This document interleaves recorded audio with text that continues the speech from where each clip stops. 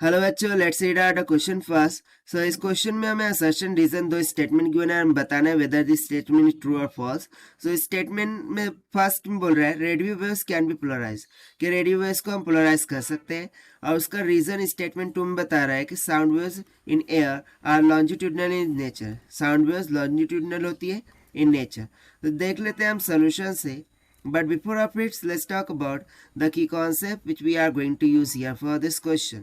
So देखिए, जब कभी हम बात करते हैं पोलराइजेशन की, सो पोलराइजेशन के लिए सबसे मोस्ट इम्पॉर्टेंट थिंग होती है कि जो वेव है वो ट्रांसवर्स होना चाहिए। ठीक है ना, जो वेव्स है that should be the transfer. यदि वो ट्रांसवर्स वेव रही तो हम उसको पोलराइज कर सकते हैं। सो देखिए, यदि मैं यहाँ पर बात करूँ रेडियो वेव्स के बारे में, so let's talk about the radio waves. So basically radio waves एक तरीके की EM waves होती है। EM waves बोले तो इलेक्ट्रोमैग्नेटिक वेव्स। सो इलेक्ट्रोमैग्नेटिक वेव्स में दो कंपोनेंट होते हैं, इलेक्ट्रिक फील्ड का कंपोनेंट और मैग्नेटिक फील्ड का कंपोनेंट। यदि मैं इलेक्ट्रिक फील्ड इस तरीके से जा रही होंगी, लेट सपोज कि इलेक्ट्रिक फील्ड की डायरेक्शन है, सो मैग्नेटिक फील्ड इसके टोटली परपेंडिकुलर होती है, यानी कि वो कुछ इस तरीके से हमें देखने को मिलती है। राइट है, सो इसके डायरेक्शन कुछ इस तरीके से होंगी। ये हो गई हमारी मैग्नेटिक फील्ड, यानी कि इसमें हमें दो प्लेन देखने को मिलते हैं। कितने? दो प्लेन देखने को मिलते हैं। एक प्लेन में इलेक्ट्रिक फील्ड होती है तो दूसरे प्लेन में मैग्नेटिक फील्ड होती है। सो हम पोलराइजेशन क्यों यूज करते हैं? ताकि हमें एक सिंगल प्लेन मिल जाए। ठीक है, सिंगल प्लेन के लिए हम क्या यूज करते हैं? पोलराइजेशन का। सो पोलराइजेशन के लिए हम सिंपली यहाँ पर बोल सकते हैं कि जो वेव है वो इलेक्ट्रोमैग्नेटिक वेव्स होने चाहिए, और रेडियो वेव्स इलेक्ट्रोमैग्नेटिक वेव्स ही है। और इन्हीं इलेक्ट्रोमैग्नेटिक वेव्स को हम क्या कहते हैं? ट्रांसवर्स वेव तो कहते हैं, राइट। इन इलेक्ट्रोमैग्नेटिक वेव्स को हम क्या कहते हैं? ट्रांसवर्स वेव कहते हैं। और देखिए, मैंने यहाँ पर लिखा था कि ट्रांसवर्स वेव को हम पोलराइज कर सकते हैं। दैट मीन्स कि यहाँ से हम बोल सकते हैं कि radio waves can be polarised, radio waves can be polarised. हम रेडियो वेव्स को पोलराइज्ड कर सकते हैं।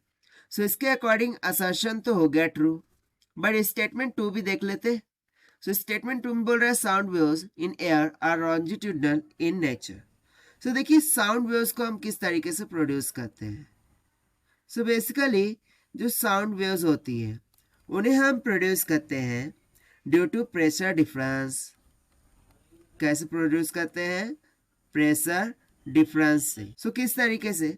सो इसमें होता है कॉम्प्रेशन, यानी कि इस तरीके से पहले कॉम्प्रेशन होता है, फिर उसके बाद रेयर फ्रिक्शन होता है, फिर उसके बाद फिर से कॉम्प्रेशन होता है, फिर कॉम्प्रेशन के बाद रेयर फ्रिक्शन होता है। और इस तरीके से प्रेशर डिफरेंस के द्वारा हम साउंड वेव्स को प्रोड्यूस करते हैं। बट साउंड वेव्स में क्या होता है, यदि ये डायरेक्शन ऑफ प्रोपेगेशन है, सो उसी डायरेक्शन में पार्टिकल की भी क्या होती है? मोशन होती है। और इसी वजह से वो क्या हो जाती है? Longitudinal waves. वो क्या बन जाती है? लॉन्जिट्यूडिनल वेव्स बन जाती है। और लॉन्जिट्यूडनल वेव्स होने के कारण से हम उसे पोलराइज नहीं कर सकते, क्योंकि इसमें हमें प्लेन डिफरेंट नहीं मिल रही है। जो डायरेक्शन में वेव प्रोपेगेशन है उसी डायरेक्शन में भी पार्टिकल मूव कर रहे हैं। सो इसीलिए हम इसका पोलराइजेशन नहीं कर सकते हैं। सो देखिए, अकॉर्डिंग टू दिस जो स्टेटमेंट टू हमें दिख रही है कि best sound waves in air are longitudinal in nature. So ये भी स्टेटमेंट क्या हो रही है? करेक्ट हो रही है। But statement two is not the correct explanation for this statement one, and that is why यहाँ से जो ऑप्शन बी है, that is both assertion and reason are true, but reason is not correct explanation for assertion will be the correct answer for this question, जो कि हमने solve किया by using the concept of polarisation से। So this is the required solution. I hope you understood well. Best of luck. Thank you.